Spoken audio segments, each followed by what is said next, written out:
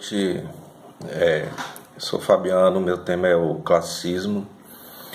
O classicismo é um termo que na música tem dois sentidos, né? Então, ele tanto significa o período entre 1750 e 1830, né? Que cobre o desenvolvimento da sinfonia, do concerto clássico, né?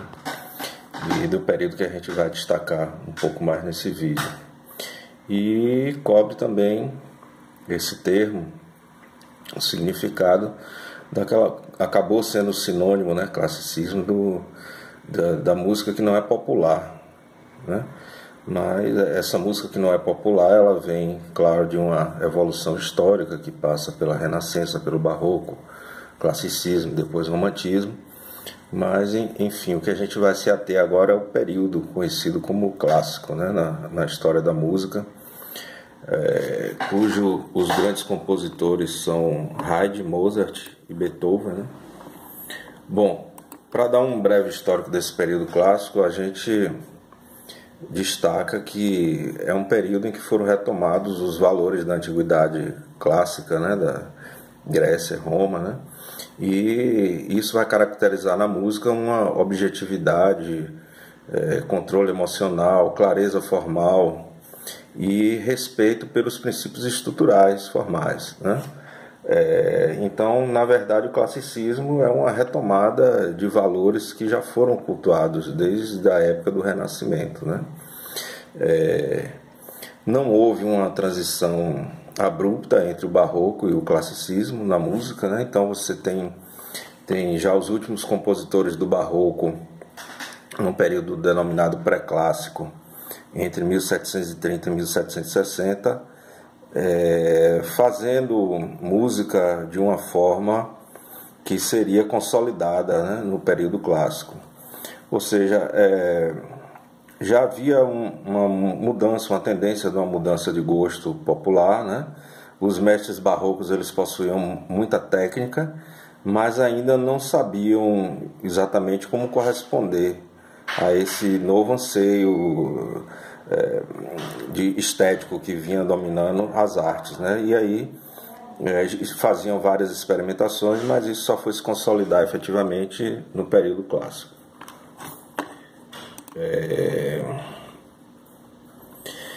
A forma de arte constituída no período pré-clássico alcançou um equilíbrio maior com o desenvolvimento de algumas formas musicais que se tornaram fundamentais, que seria a sonata, o quarteto de cordas, a sinfonia e o concerto. Na virada do século, entre 1790 e 1820, deu-se início um novo período de transição, onde o rígido formalismo do classicismo começou a entrar em decadência, né, com maior exploração harmônica e da estrutura das obras, e essa seria a fase final do período clássico, com uma transição para o romantismo. Então a gente tem aí o período clássico entre duas transições, né? Entre 730 e 1760, a transição do barroco para o clássico, e entre 1790 e 1820, a transição com o romantismo. Quais são as principais características do classicismo, quando a gente já vinha falando?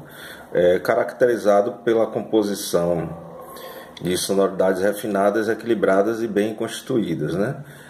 As melodias passaram a articular frases mais simples, mais claras, com início, meio e fim, né? E originando estruturas periódicas na música. Surgem variações em relação à dinâmica, né? Aparecem o esforzato crescendo e o diminuindo, né, que não eram tão utilizados antes na música. E o resultado dessas características é que uma sonoridade notoriamente tonal, né? Então a gente pode considerar o classicismo como um período de apogeu do uso do sistema tonal na música. O cravo caiu em desuso, né? Foi substituído pelo piano em definitivo. E a música instrumental, devido a essas organizações estruturais que a gente comentou, né, começa a se desenvolver também. Os compositores começaram a dar maior atenção ao timbre dos instrumentos, né, e as características de cada um, e fazer composições voltadas e trechos melódicos e harmônicos voltados especificamente para as características de timbre, né, de cada instrumento. As bases da orquestração moderna, elas foram estabelecidas durante o classicismo, né? Não só pelas características de dinâmica e timbre que a gente acabou de mencionar, mas pelo desenvolvimento de modelos de agrupamentos musicais, né? Então, os principais modelos entre eles seria a divisão entre cordas, sopro de madeira, sopro de metal e percussão, né? Então as cordas são divididas entre primeiro e segundo violino, violas, violoncelos, contrabaixos, o sopro de madeira é dividido entre flautas, uma ou duas, oboés, clarinetes, fagotes, o sopro de metal dividido entre trompas, trompetes, trombones, tubas. A percussão consistia essencialmente em tímpanos, né, nessa orquestração que estava surgindo. E uma grande...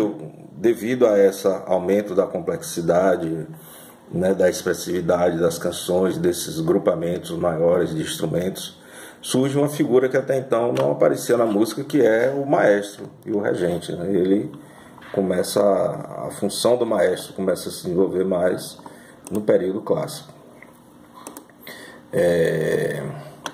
Existem alguns autores que são considerados principais no período clássico, que é Domenico Scarlatti, Gluck, Mozart e Beethoven, né? Beethoven é um compositor de transição. Ele é um compositor do final do período clássico e é um representante para muitos também da música romântica.